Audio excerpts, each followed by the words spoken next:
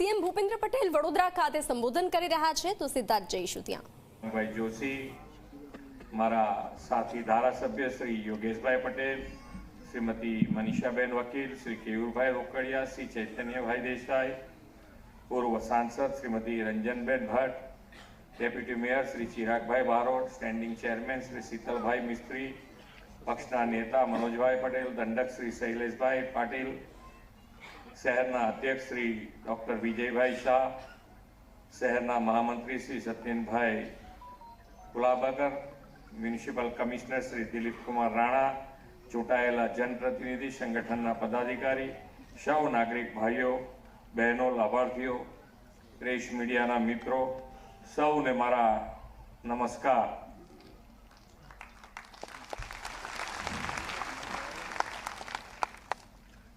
एक सारी बात अत्यारे एरपोर्ट थी अहींया आवता सुधीमां थई छे के भाई शहर हवे स्वच्छता माटे एनो स्वभाव बनावी दीधो छे। आपणा संस्कार तो हता ज, पण क्यांक ने क्यांक पाछुं याद कराववुं पड़े आपणे बधाने एकबीजाने। पण याद कराया पछी एने वळगीने आगळ वधवुं એટલે આજે વડોદરા શહેર એકદમ ચોખ્ખું લાગ્યું। પહેલા જે દાડે જોવા આવ્યા હતા એ જ વખતે અત્યારે બી એવું એવું ચોખ્ખું છે ને આવું ને આવું આગળ રહે એના માટે આપણે બધાએ સાથે પ્રયત્ન કરવાનો, આપણે બી એમાં સહકાર આપવાનો અહીંયા બેઠેલા બધાએ હો, તો આવું ને આવું રહે। એટલે ખૂબ બરોડાને હવે જેને કહેવાય કે ભૂખ હોય ને ખાઈએ ને એની મજા જુદી છે, ભૂખ હોય ને ખાઈએ એની મજા જુદી છે।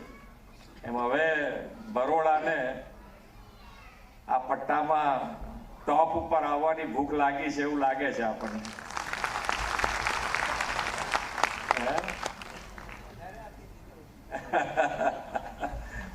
હજુ બીજા આપીશું તમને, ચિંતા નથી।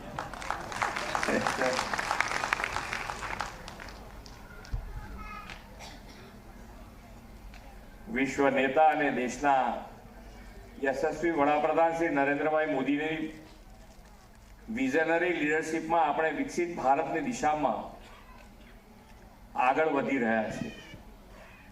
વડોદરા મહાનગર એ દિશામાં વધુ એક પગલું ભરતો આજનો આ કાર્યક્રમ છે। આદરણીય શ્રી નરેન્દ્રભાઈ મોદીના નેતૃત્વમાં દેશ નીત નવા વિકાસના આયામો સર કરી રહ્યું છે। સાથે જ जनहितकारी योजनाओं द्वारा देश में नागरिकों जीवन धोरण दिवसे दिवसे उत्तम थई रह्यु छे। वडाप्रधानश्री आपेली विकासनी राजनीति ने देशना सौ नागरिकों स्वीकारी छे अने हमणां ज आवेला विधानसभा चूंटणीना परिणामों तेनी सचोट साबीती छे। श्री नरेन्द्रभाईना नेतृत्वमां विकास केटला स्केलनो होई शके તે વડોદરા શહેર તો તાજેતરમાં અનુભવ્યું છે। વડોદરાની ધરતી ઉપર કદાચ પહેલી વખત કોઈ દેશના વડાપ્રધાન આવ્યા હોય તેવી ઐતિહાસિક ઘટનાના આપણે સૌ સાક્ષી બન્યા છે। વડાપ્રધાન શ્રી નરેન્દ્રભાઈ મોદીની પ્રેરણાથી ભારત અને સ્પેનની ભાગીદારીથી બંને દેશના પ્રધાનમંત્રીશ્રીઓએ વડોદરા ખાતે एरक्राफ्टना उत्पादन एकमनी ताजेतरमां शरूआत करावी। वडोदरा शहेरनुं नाम आ उत्पादन एकमना कारणे विश्वना नक्शा पर अंकित थयुं छे। एरक्राफ्ट यूनिट अने देशनी पहली रेलवे यूनिवर्सिटी तो वडोदरामां छे ज। साथोसाथ महाराजा सयाजीराव गायकवाडना सुशाननी विरासत पण धरावता नगरे वर्ल्ड क्लास इंफ्रास्ट्रक्चर साथेनुं प्लांट सिटी बनाववा पर આપણે ફોકસ કર્યું છે।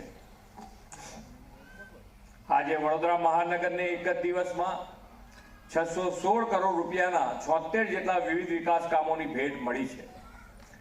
ગુજરાતમાં વધતા જતા શહેરીકરણને આફત નહીં પરંતુ વિકાસના અવસર તરીકે આદરણીય વડાપ્રધાન શ્રી નરેન્દ્રભાઈ મોદીના નેતૃત્વમાં આપણે અપનાવ્યો અને ગુજરાતના શહેરીકરણમાં મોટો બદલાવ આવ્યો। તેમણે શહેરના વિકાસ માટે બજેટ વધાર્યું અને નાણાંના અભાવે કોઈ કામ અટકે નહીં તે પણ સુનિશ્ચિત કર્યું છે. ગુજરાતનું શહેરી વિકાસ માટેનું બજેટ વર્ષ 2002-03માં રૂપિયા 750 કરોડ હતું, જે આજે વધીને રૂપિયા 21,996 કરોડ રૂપિયાનું તેમના માર્ગદર્શનમાં થયું છે. એક સમયે નગરપાલિકા મહાનગરપાલિકાના બજેટમાં 5-10 લાખના બનતા હવે એ પાલિકાઓમાં એક જ દિવસમાં કરોડો રૂપિયાના વિકાસના કામો માટે અપાય છે.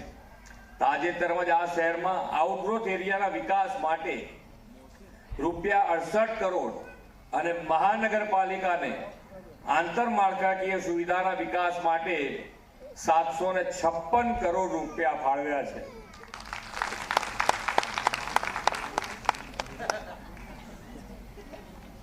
હજુ આનાથી બીજા વધારે જોઈતા તો આપી.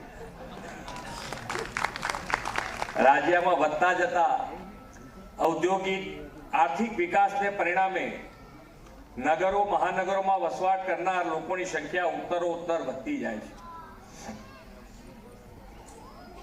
આવાસ, વીજળી, રોડ રસ્તા, પાણી અને ડ્રેનેજ વ્યવસ્થાઓ નગરમાં સમય અનુરૂપ વિકસે અને સ્વચ્છતા સફાઈ જળવાઈ રહે તે માટેનું સુદૃઢ આયોજન નગરપાલિકાઓ દ્વારા કરવામાં આવે છે.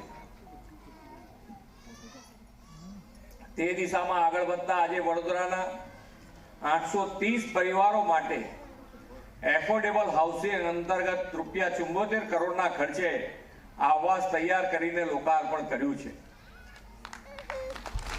રૂપિયા 155 કરોડનો નવો એસટીપી પ્લાન્ટ તથા ડ્રેનેજ પ્રોજેક્ટ અને ગટર વ્યવસ્થા દ્વારા ગંદા પાણીની નિકાલ માટેના કામોની ભેટ પણ આજે આપી છે.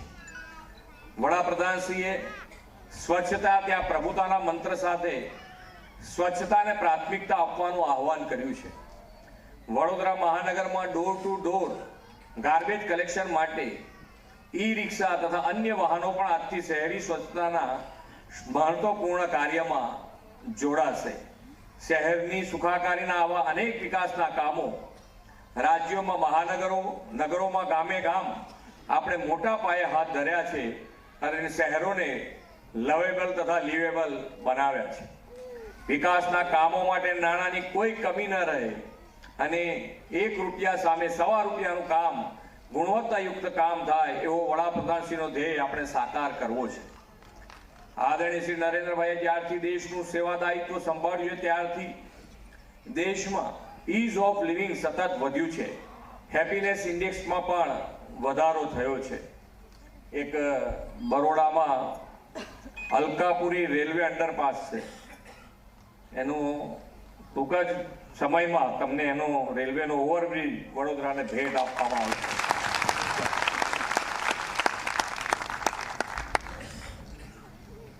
શહેરોમાં ભવિષ્યમાં ઊભી થનારી જરૂરિયાતોને ધ્યાને રાખીને વિકાસ કાર્યોનું આયોજન કરીએ છીએ. એક અંદાજ પ્રમાણે 2047માં રાજ્યની 70% વસ્તી શહેરોમાં વસવાટ કરતી હશે. ફ્યુચરિસ્ટિક સિટી ડેવલપમેન્ટ અને શહેરની સુખાકારીને ધ્યાનમાં રાખીને આપણે વિકસિત ગુજરાત એટ 2047 રોડમેપમાં શહેરી વિકાસનું સુદૃઢ આયોજન કર્યું છે. 2047માં એવા ઓછામાં ઓછા 10 શહેરો ગુજરાતમાં વિકાસવાની નેમ રાખી છે કે જે વાઇબ્રન્ટ સોશિયલ અને ઇકોનોમિક કેપિટલ હોય અને આ 10 શહેરોનું જીડીપીમાં યોગદાન $50 બિલિયન હોય. વડોદરા પણ તેમાંનું એક શહેર હોય તેવી નેમ વડોદરાને મળેલા આ વિકાસ કામોની ભેટથી આવનાર દિવસોમાં સાકાર થશે એવો મને વિશ્વાસ છે. આદરણીય વડાપ્રધાન શ્રી નરેન્દ્રભાઈ મોદી સાહેબ 2047માં દેશની આઝાદીના 100 વર્ષને આપણે ઉજવીએ ત્યાં સુધીના સમયને અમૃતકાળ ગણાવ્યો છે. આ અમૃતકાળ દેશના વિકાસ માટેનો કર્તવ્યકાળ છે. આ કર્તવ્યકાળમાં આપણે વિકસિત ભારત 2047 માટે વિકસિત ગુજરાતનું નિર્માણ કરવું છે. આપણે વિકસિત ગુજરાત દ્વારા વિકસિત ભારતના નિર્માણની દિશામાં તેજ ગતિએ આગળ વધીએ એવી અભ્યર્થના સાથે વિરમું છું. ભારત માતા કી જય. વંદે માતરમ. જય જય ગરવી ગુજરાત.